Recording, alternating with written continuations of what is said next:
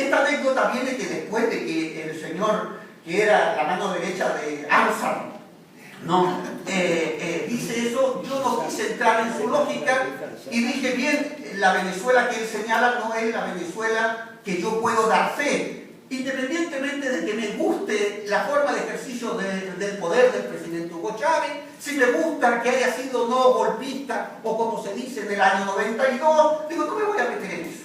Y por tanto quiero señalar en el poco tiempo para que ustedes vean cómo esto genera un imaginario que para la gente a nivel global, cuando hablamos de la COPE, la Cero, Onda Cero, Libertad Digital, incluso la Sexta y otros más, basta con enunciarlo para que la gente diga, bueno, si lo dicen todos, perdón por el examen, si lo dicen todos, será así.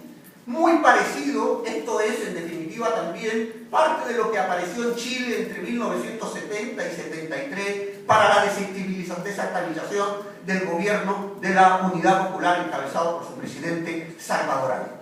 Pero veamos, voy a citar cifras de CEPAL y de los organismos internacionales para que se diga, fíjense todo lo que he dicho y no he demostrado nada.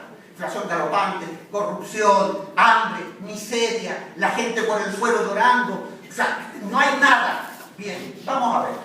Durante el periodo, voy a citarlo y haré mi conclusión. Durante el periodo 1999-2010, la inversión social acumulada se ubica en 330.000 millones de dólares, el equivalente al 20% del PIB. Bien, uno dice, bueno, pero para esto, bien, vamos a ver qué pasó 10 años antes, es decir, entre 1988 y 1998, antes del triunfo de Hugo Chávez, solo la inversión era del 8%. O sea, hemos pasado de una inversión social, que significa hospitales, educación, transformación, bien, no estoy haciendo propaganda. En definitiva, una inversión social que implica la posibilidad de transformar y que en los 10 años anteriores había sido del 8%, ha pasado al 20%. Con lo cual implica también con un uso distinto de la riqueza del petróleo. El problema no es de vivir de las materias primas, sino fundamentalmente cómo esos recursos pueden utilizarse. Claro, no es lo mismo vivir del cobre y del petróleo, ¿no?, que seguramente vivir del café. O sea, es evidentemente distinto. Según el Banco Mundial, estoy hablando del Banco Mundial, un organismo que no podemos hablar de que sea rojo o de izquierda. Según el Banco Mundial, la pobreza disminuyó del 70% en 1996 al 23,9% en 2009 y la pobreza extrema se redujo del 40% al 5,9%. El índice de Gini, que me recuerdo que el director de la FAER me dijo, ¿qué es ese índice tuyo de Gini, ideología racista? Y le digo, oiga, no, es un número estadístico. Eso es lo que hace el director de FAER, es decir, criticar diciendo que el índice de Gini es un índice comunista. Bien, lo tienen ustedes en un vídeo de Casa América, es decir, lo pueden ustedes comprobar. El índice de Gini para medir la desigualdad se redujo en un punto, que para el índice de Gini, para que sepan en ese ámbito lo que significa, es mucho, situándose en el 0,4%, el más bajo de toda América Latina. La tasa de desempleo no supera el 6,2%. Y el salario mínimo pasó de 185 dólares en 1998 a 462 en 2010. En 1998 los beneficiarios del sistema de pensiones alcanzaban solo, o a una cantidad de 387.000 personas. Hoy suman 1.916.618 con una pensión, y ahora habrá crecido, con una pensión como los datos son del 2010, o sea que, vale, ustedes siguen. Al salario mínimo existente, inexistente hasta la revolución, o sea, no había salario mínimo. O sea, el concepto de salario mínimo articulado al hecho social aparece tras la revolución.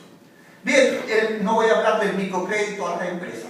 Lo importante, en 2011, la banca pública aumentó el 50% sus fondos de préstamos, pasando de 40.200 millones de bolívares a 60.346 millones de bolívares. ¿Eso qué significa? La posibilidad no solamente del microcrédito, la posibilidad de inversión, evidente, hoy que se habla de los emprendedores, allí no se habla de los emprendedores, sino de campesinos, medianos, pequeños, trabajadores que están posibilitando la acción facilitación del crédito e incluso aquellos que quieren acceder a la vivienda, etcétera, etcétera.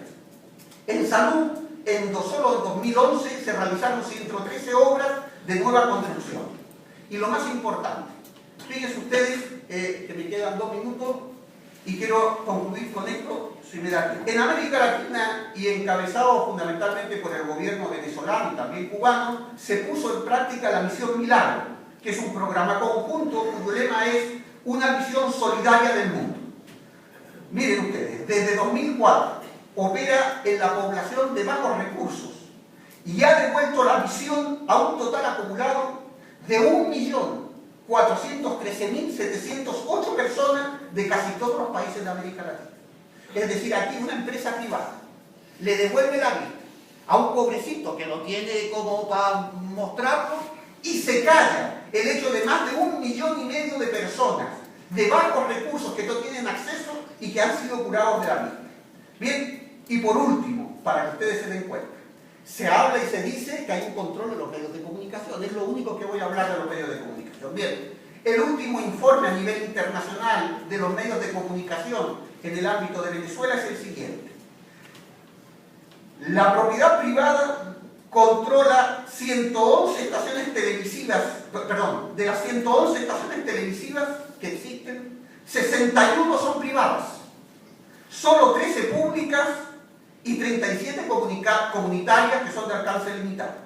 En las emisoras de radio, de onda corta, onda media y AM, el 87% pertenecen al sector privado, solo el 3% son comunitarios y el 10% es pública.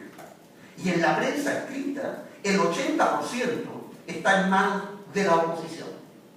Pero la imagen es la contraria. Las cifras muestran una Venezuela completamente distinta. Las cifras que están al alcance de todos. No es la pregunta por qué no se visibilizan estas cifras, sino porque yo creo que no interesa reconocer los éxitos de Venezuela. No interesa tampoco reconocerlos en términos de proyectos constituyentes. Y con esto concluyo. Porque hay gobiernos progresistas que se han articulado en las viejas constituciones, pero solo hay 3 países en América Latina que han sido capaces de construir proyectos constitucionales nuevos y por tanto restablecer una dinámica social y política diferente, que es Venezuela, Ecuador y Bolivia. Han refundado el Estado y la nación para romper y acabar, si no acabar, disminuir las desigualdades sociales y articular una nueva forma de democracia participativa, inclusiva, donde la democracia no solamente sea mandar obedeciendo, sino una práctica plural de control y de ejercicio del poder, desde el deber ser, es decir, recuperado la soberanía en el ámbito de la dignidad que permite crear ciudadanos, una ciudadanía plena. Eso es lo que hoy se juega en América Latina. El triunfo del 7 de octubre de lo que es, en definitiva, el proyecto bolivariano, es en definitiva la posibilidad de, o se avanza en una dinámica transformadora, anticapitalista, antiimperialista, nacional, democrática y popular, que no populista, o en el caso de Venezuela hay un proceso de involución que yo no lo veo negro en el sentido como para no caer en el de la FAE, sino que un proceso que retornará evidentemente a un marco de desigualdades sociales en el cual se encuentra Chile, se encuentra Colombia, se encuentra México, se encuentra Panamá, se encuentra Costa Rica, se encuentra Guatemala. En definitiva, por tanto, la dinámica es Venezuela hoy no solamente se juega su proyecto, sino la posibilidad también de la construcción de una ciudadanía plena, que es, entre otras cosas, ejemplo para toda América Latina y ejemplo a nivel mundial de lo que es un proyecto democrático y nacional, que hoy por hoy también se dice que la Constitución venezolana, junto con la boliviana y la ecuatoriana, son de las más democráticas existentes hoy en el mundo.